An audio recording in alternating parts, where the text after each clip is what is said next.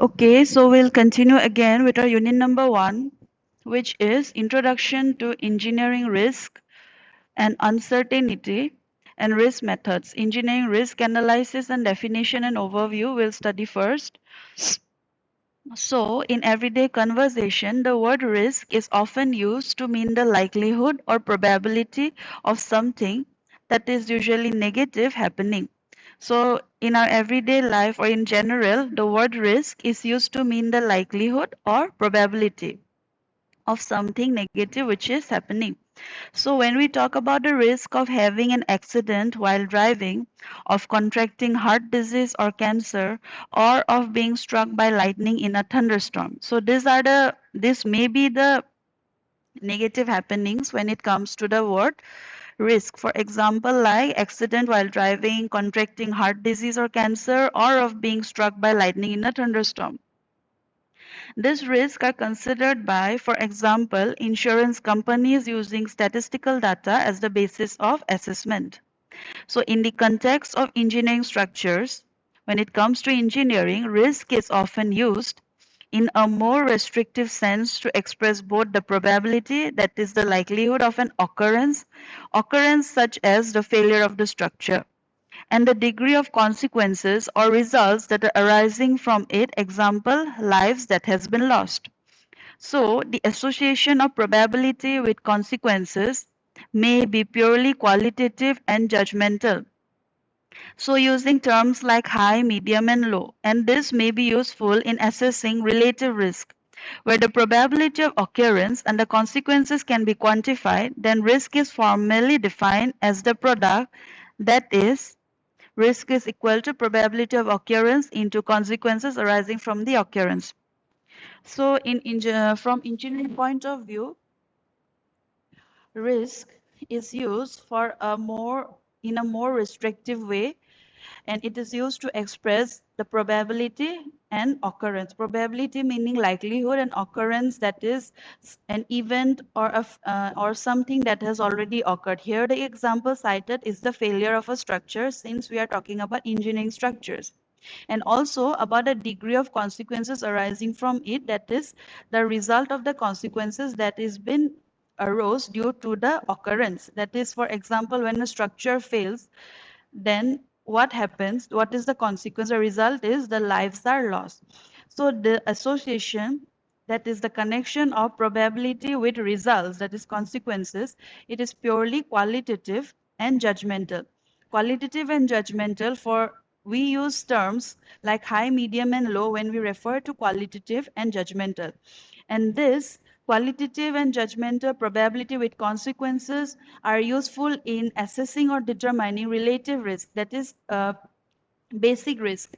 So, where the probability of occurrence and the consequences can be quantified. When you can quantify the results and also the occurrences that took place, then risk is defined as the product, which is that is defined here. Risk is equal to probability of occurrence into consequences arising from occurrence. In simple, risk is equal to occurrence into results. That is the outcome of the occurrence. Okay. Next, buildings, bridges, chemical plants, and pipelines are usually built and maintained in accordance with standards and codes of practice that aim to achieve a certain target reliability, which is probability of not failing. So we all know that when bridges, buildings, plants, thermal plants, pipelines, when these are usually built, these structures are built or even maintained by following certain standards and building codes or practices. Why these standards and building codes are there? Because it aims to achieve target reliability. This target of reliability means the chances or the probability of the structure not failing. But failure of, say, a pipeline will have very different consequences for persons if it occurs in a crowded city where people may be injured rather than in the unpopulated desert. So, here the case for the example cited is if a pipeline is constructed in a crowded city, then definitely if there is a failure of pipeline, many lives will be lost because it is constructed in a crowded city. But if the same pipeline is constructed in an unpopulated desert, and if the failure of pipeline occurs, then no injuries will be occurred since it is an unpopulated desert. So no matter how likely the event may be, failure, if it occurs, the event, no matter how likely it may be, failures may occur and certain risks still exist. There are only chances, or there are only probability of not failing. So the risk to persons associated with a city-based pipeline is therefore higher. So when city-based pipeline, people who are connected or associated or who live in a city-based pipeline environment or surrounding, they have a higher risk of losing their lives or having even an accident, assuming that the two pipelines are designed and operate in the same way. But the pipeline, which I have said, is if it is installed in a crowded area also, it will be designed and operate in the same way. Similarly, if it is installed in an unpopulated desert also, it will be designed and operated in the same way. So risk reduction can involve reducing either the probability of failure of a structure or the consequences of failure. So risk reduction, it involves or it incorporates what? Reducing the chances or probability of failure of a structure or the results of failure, or both, or it can refer to both. So reduction of the probability of failure can be achieved by various engineering measures. So it is achieved by various engineering measures such as decreasing the operating pressure of a pipeline. The pressure that is applied on the pipeline is decreased. Then controlling the number and weight of vehicles on a bridge. The number and weight of vehicles that goes over the bridge is controlled. Providing redundant load paths in the structure so that the failure of one component will not lead to the failure of the entire structure. So providing or giving or building a redundant, that is a dummy load path in the structure, so that when the failure occurs in one component, the other entire structure does not fail even if the failure occurs in one component. So reduction of the consequences of failure, on the other hand, could involve a number of actions unrelated to the reliability of the structure. So when reduction of the consequences of failure involves a number of actions, and these actions are not related to the reliability of the structure. For example, excluding as many people as possible from the area of risk. That is, example, building a fence around a chemical plant, carrying out pressure testing of equipment outside normal working hours. Number two, building a blast wall between pressure vessels so that failure of one does not lead to the failure of an adjacent vessel. Number three, training of staff and where necessary members of the local population in emergency procedures.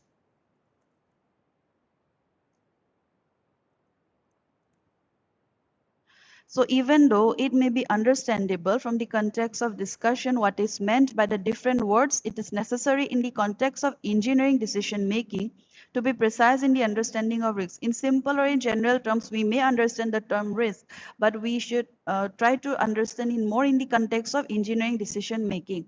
So risk is to be understood as the expected consequences associated with a given activity. So how is risk understood? Risk can be understood as the expected results or consequences which is associated with a given activity. This activity can be a construction operation or a decommissioning of a power plant. Next, introduction to risk-based decision making. So as outlined in the foregoing chapter in the previous discussions, engineering facilities such as bridges, power plants, dams, and offshore platforms are all intended to benefit some way or the other to the quality of life of the individuals or society. So therefore, whenever such facilities are planned, it is a prerequisite that the benefit of the facility can be proven considering all phases of the life of the facility, that is, including design, manufacture, construction, operation, and eventually decommissioning. So, any engineering facility that is like such as bridges, power plants, dams, and offshore, if it is constructed, why it is constructed, definitely it is intended for the benefit some way or the other to the quality of life as a contribution to the quality of life of the individuals of a society. So therefore, when such facilities are planned or constructed, certain phases of the life of the facilities are considered. So these certain facilities or phases which are considered includes design, manufacture, construction, operation, and eventually also decommissioning. So if this is not the case, clearly the facility should not be. So if these factors, that is design, manufacture, construction, operation, decommissioning, are not included, or these phases are not included, then the facility should not be even established or planned. So on a societal level, a beneficial engineering facility is normally understood as being economically efficient in serving a general purpose. So on a societal level, or in general in a society, a beneficial engineering facility is understood as which is being economically very efficient or good and also serves the definite purpose. Then fulfilling given requirements in regard to the safety of the personnel directly involved, which are indirectly exposed, that is the safety of the personnel who are laborers and all who are involved in the construction process, fulfilling given requirements for the adverse effects of the facility of the environment. So based on these requirements, it is realized that the ultimate task of the engineer,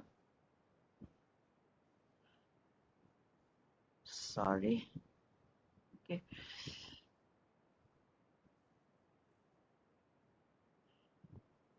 Okay. So based on these requirements, it is realized that the ultimate task of an engineer is to make decisions or to provide the decision basis for others such that it may be ensured that engineering facilities are established in such a way that they provide the largest possible benefit and so that it is not proven to benefit then so that if not proven to benefit, they are not realized at all. So, based on these three requirements that is mentioned, the ultimate task of any engineer is basically to make proper decisions. These decisions should be based mainly focusing on the possible largest benefit of the facility.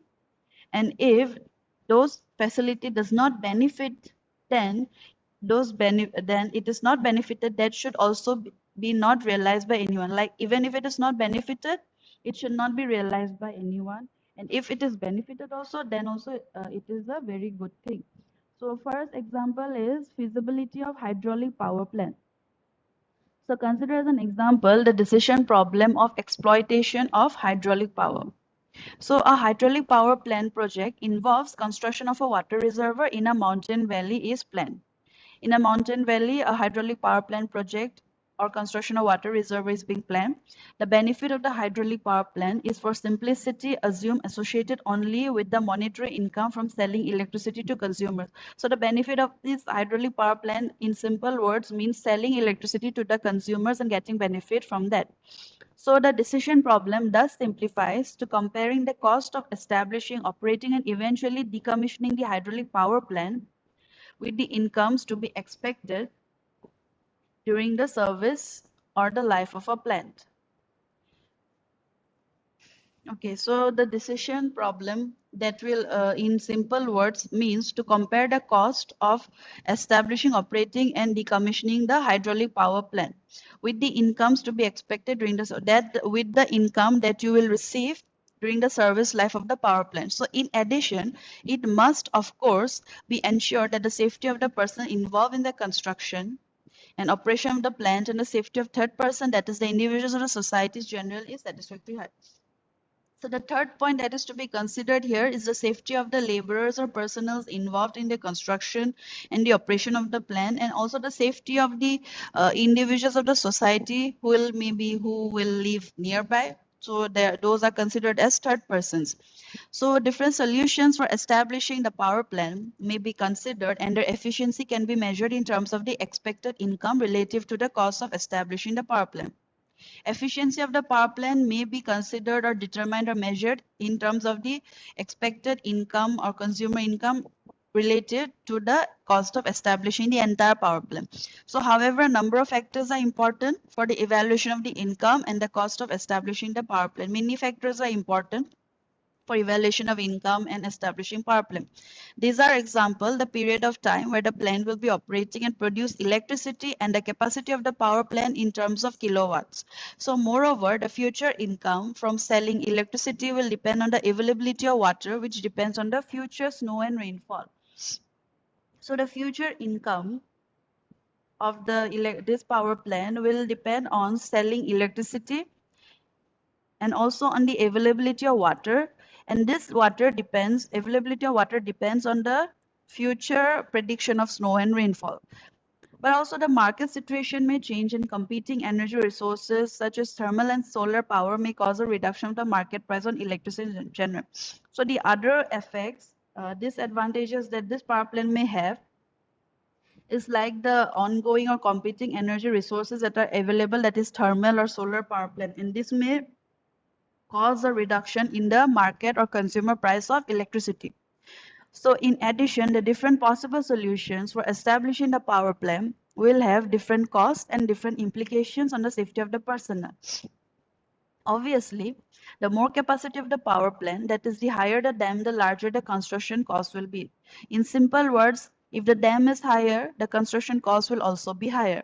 But also the potential flooding consequence of dam failure will be larger. So when the dam is higher and the construction is larger or the construction cost is larger, definitely the potential, the flooding occurrences will be, or flooding results, that is the consequence or result of dam failure will also be more, the probability will be more. And in that case, more people will be injured or they may die. This is the town for figure 1.5, water reservoir dam for exploitation of hydraulic power. Dams with water reservoir, dams and town. Next, the safety of the people in a town downstream of the reservoir will also be influenced by the load carrying capacity of the dam structure relative to the pressure loading due to the water level of the reservoir. Safety of the people of the town, it depends on the downstream of the reservoir, and so this downstream of the reservoir will influence the safety of the people in this town. And how it can be done by the load carrying capacity of the dam structure, which is related to the pressure loading. This pressure loading is due to the water level in the reservoir. Due to this, if it increases, this load, this dam may not be able to bear the load. So load carrying capacity is very important. The strength of the dam structure depends in turn on the material characteristics of the dam structure and the properties of the soil and rock on which it is founded. So this strength of the dam depends on the dam structure and properties of soil and rock on which it is founded. So as these properties are subject to uncertainty of various sources, as shall be seen, the load carrying capacity relative to the loading may be expressed in terms of probability that the loading will exceed the load carrying capacity. So finally, the environmental impact of the power plant will depend on the water level in the reservoir. From this portion, these three paragraphs are left. This will continue in our next class as the meeting will end in within 5 minutes. You can give your attendance now in the chat box. Thank you.